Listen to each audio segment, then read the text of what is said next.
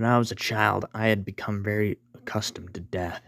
I was born into an older family, so it felt as though we went to the funerals of aunts, uncles, and cousins almost every month. However, when I was about 8 years old, my grandmother died. I had been to funerals before, but I had never taken a coffin. For some reason, my dad thought this was a great lesson of life and death to forcibly picking me up and having me peer into my grandmother's coffin. This was my first encounter with a dead body, and I hated it. I kicked and screamed to have my dad put me down, and when I finally broke free, I ran from the church. I cried and cried so uncomfortably by myself at the steps of the church. I was surrounded by death, but I didn't understand it until now. I knew people's souls would leave their bodies and will hopefully go on to a better place, but I didn't understand what the body would look like when the soul left. My grandmother's soul was very light and airy. She had the brightest smile and the most active personality. But her body was stiff and pale, and her face looked wicked, with that frown stitched on. That was when the dreams started.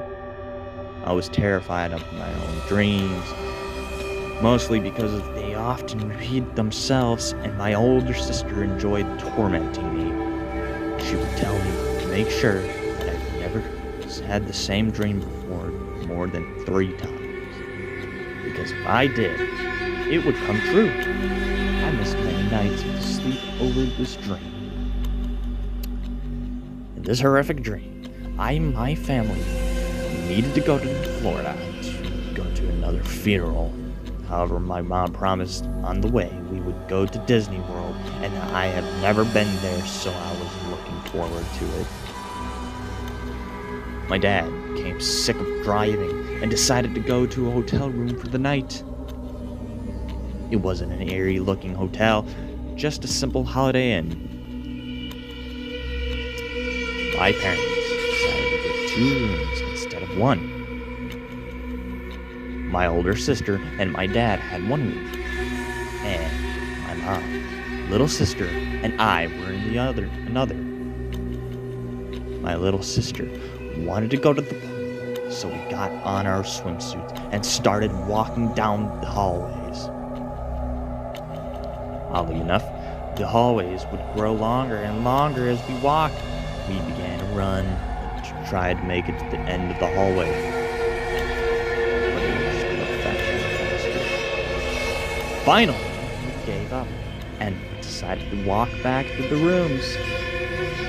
My sister told me that she didn't want me to sleep with her and my mom, and I had to sleep with Dad with my other sisters.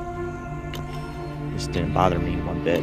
I came to my dad's door and knocked so he would let me in. The door opened by itself, and I looked into the room. There was no bed, but a large closed coffin instead. My dad and sister were sitting on the old green couch my grandmother had in her house. Their eyes were bulging at me. Their faces carried the same frown my grandmother had stitched on at her feet. Suddenly, my grandmother walked in the room for the bathroom with 3 beautifully adorned porcelain dolls in her arms. She also had the same expression on her face that she had at the funeral. My grandmother began to speak. When she opened her mouth, I saw that her mouth had literally been stitched on the inside, which made her hard for her to speak. "Happy birthday, sweetheart." She barely managed to mumble. She realized that the coffin was much smaller than before. Too small for an adult, but perfect for a young child myself. I screamed and I ran out of the room. I didn't want to sleep with Dad and my older sister. I wanted my mom and my little sister. I didn't want to be near my grandmother. For some reason, my mom's room was not next to my dad's. I ran down the hallways. They were long and twisting, and I felt like I was going in a circle. I finally made it into my mom's room, but when I opened the door, I was terrified. It was not a hotel room, but the room I used to sleep in at my grandmother's house. The walls were such a soft pink that the girliness of the walls echoed around the room. However, there was something different. The walls were lined with shelves of porcelain dolls, and there was one doll on the bed that just looked like me. A little blonde girl in a white sundress walked out of the closet and picked up the doll. She put the doll in the bassinet and that sat at the end of the bed. I moved towards the girl. Suddenly, every doll turned its head around at me and glared.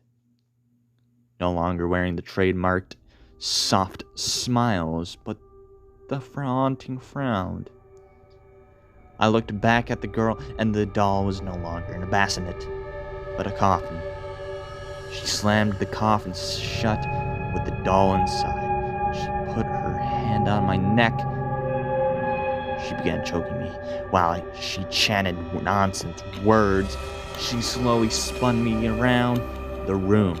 As I spun, I saw that the doll's eyes melted.